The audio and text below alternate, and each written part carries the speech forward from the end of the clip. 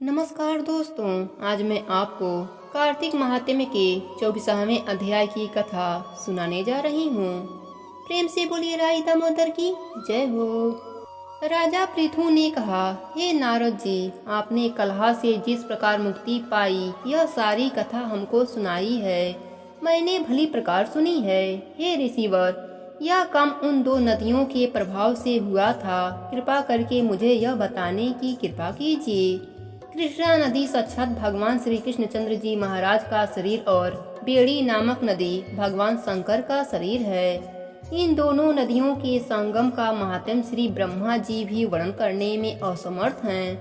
फिर भी चूंकि आपने पूछा है, अतः आपको इनकी उत्पत्ति का वृतांत सुनाऊंगा। ध्यान से सुनो। चाक्षसु मनवंतर के आरंभ में श्री ब्रह्मा जी ने सह पर्वत के शिखर पर यज्ञ करने का निश्चय किया।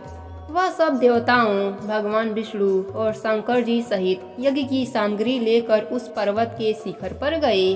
तब महर्षि भृगु आदि ऋषियों ने ब्रह्म मुहूर्त में उन्हें दीक्षा देने का विचार किया। इसके बाद उन्होंने श्री ब्रह्मा जी की पत्नी त्वरा को बुलावा भेजा। वह बड़ी आहिस्ता से आ रही थी। इसी बीच में भृगु जी ने विष्णु जी से पूछा, हे प्रभु, आपने त्वरा को शीघ्रता से बुलाया था, वह क्यों नहीं आई? ब्रह्म मुहूर्त टल गया। इस पर भगवान विष्णु ने कहा, यदि त्वरा यथा समय यहाँ पर न आई तो आप गायत्री को ही स्त्री मानकर दीक्षा विधान कर दीजिएगा। क्या गायत्री पूरे कर्म में ब्रह्मा जी की स्त्री नहीं हो सकती?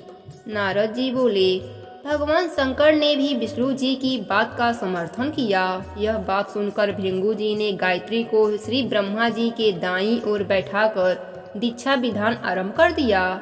ऋषि मंडल गायत्री को दीक्षा दे ही रहा था कि इतने में त्वरा भी यज्ञ मंडल में आ पहुंची। श्री ब्रह्मा जी के पास में गायत्री को बैठा देखकर ईर्ष्या से क्रोधित होकर त्वरा ने कहा, जहाँ अपूज्यों की पूजा होती है और पूज्यों की अप्रतिष्ठा होती है, वहाँ पर दुर्भिक्ष, मृत्यु तथा भय तीनों असौम्य हुआ करती हैं। यह गायत्री ब्रह्मा जी की दाईं ओर तथा मेरे स्थान पर बैठी है। यह अदृश्य बहने वाली नदी होगी।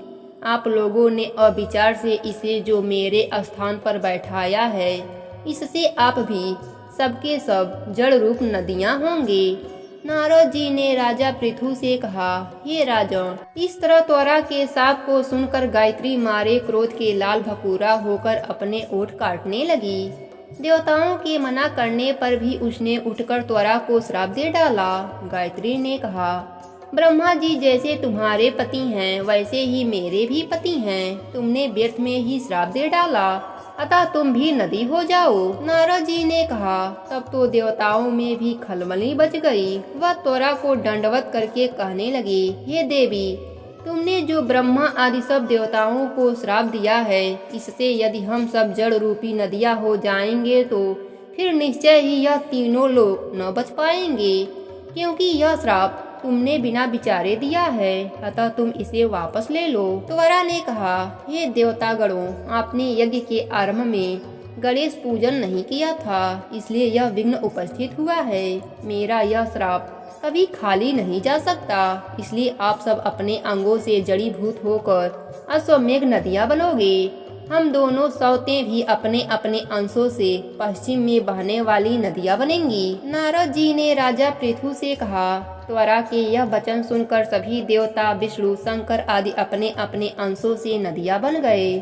भगवान विष्णु के अंश से कृष्णा, भगवान शंकर के अंश से बेड़ी तथा श्री ब्रह्मा जी के अंश से ककुदमवती नाम वाली नदियाँ उत्पन्न हो गई। सभी देवताओं ने अपने अंशों को जड़ बनाकर वहीं सह पर्वत पर फेंक दिया।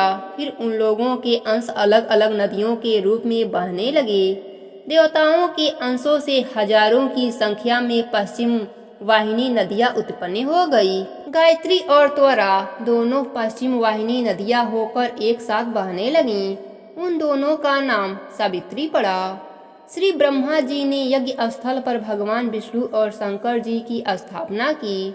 दोनों देवता महाबल तथा अतिबल के नाम से विख्यात हुए।